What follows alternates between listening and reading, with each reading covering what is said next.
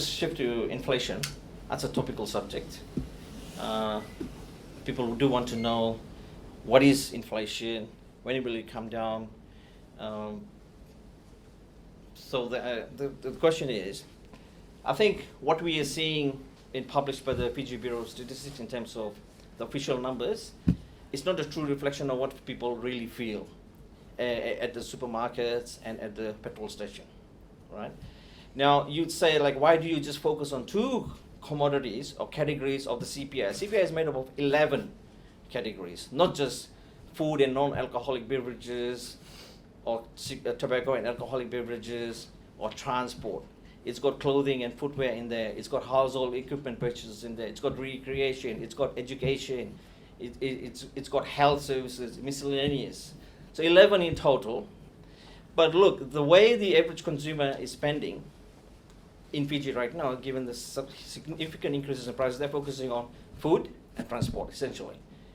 There's less money to go around for the other things. So what an average consumer would be feeling is way more than what the Fiji Bureau of Statistics is telling us. Right? And the thing is, the current consumer price index, or the basket of goods and services that the Bureau of Statistics measures month to month, was constructed or created using the Household and Income Expenditure Survey done in 2008. That's a long time ago. We're in 2023, and the way an average consumer spends now is very different to what they were doing in 2018. I mean, I'm sure there's some goods in categories in the CPI that probably don't exist now. So there is an urgent need to update the components of the consumer price index and the weights that are assigned. It has to be reflective of the current average consumer. And until we get that, we won't really know what the true inflation is in the economy. So we shouldn't trust this figure to tell us the cost of living has gone up because it's very outdated. I think so. I don't think it's representative of the average consumer's spending today. And what I think, given how prices have increased, the focus, the weights that should be assigned to what the consumer is spending today should be a lot higher than what it is right now. Now, talking to businesses who produce food, manufacture food in this country, they are telling us the cost of production this year alone, has gone up by 25 to 30%. And a lot of that has been passed on to the consumer. So just think about that. 25 to 30% on essential food items has gone up. It's been passed to the consumer. Now, just because a price may have price control, that doesn't mean prices won't increase. The control is only on the margin. So if a retailer comes to FCCC and says, look, the cost of procuring these goods has gone up so much, I can't absorb it. If I do, I'll be out of business.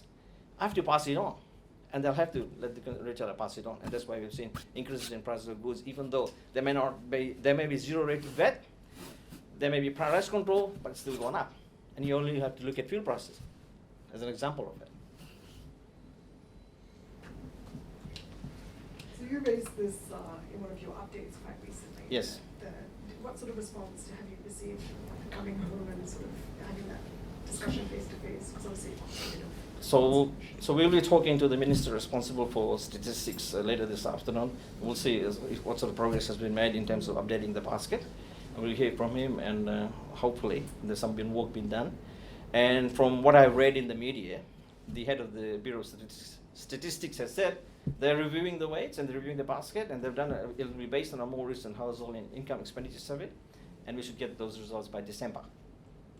So we think the CPI basket could be updated early next week. We think we'll confirm this afternoon.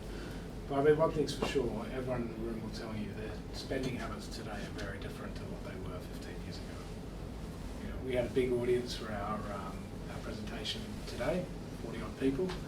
Put your hand up if you eat out more than a couple of times a week. Everyone's hand went up. I said keep your hand up if you think your parents were eating out more than a couple of times a week 15 years ago. Everyone's hand came down.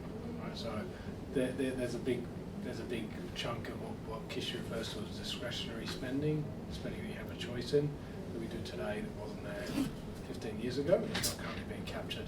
Restaurant prices can't currently be captured in that CPI basket.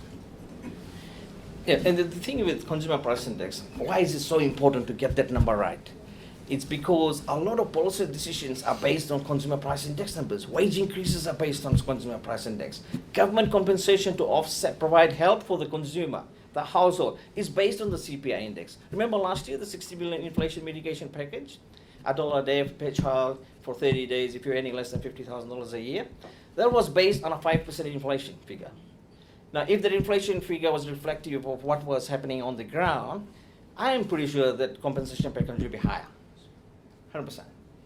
So it's very, we all hear people talk about making policies based on evidence, evidence-based policy making. It's a trendy sort of set of words. People like using it. So that's what it means. You know, you got to have evidence, good evidence, accurate evidence as much as possible to be able to be base or form a good policy around it.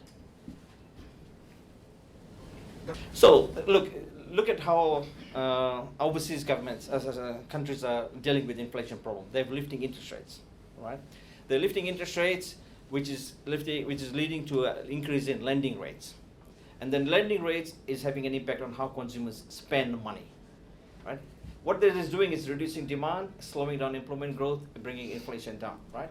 So in Fiji's case,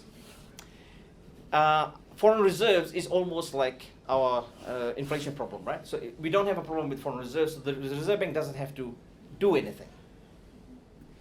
So the thing is, most of this inflation that we see are brought in from overseas, right? And there's little that we can do here, policymakers can do here in terms of levers in order to alleviate that, right? And the only path you can go down is having a price control on everything. But as I said, that is not really a solution, because if your cost of procuring the goods is going up, it'll eventually go to the consumer. This is a temporary thing, though, by the way, you know. And to get the consumers through these tough times, and I think government should look at a compensation package to offset some of the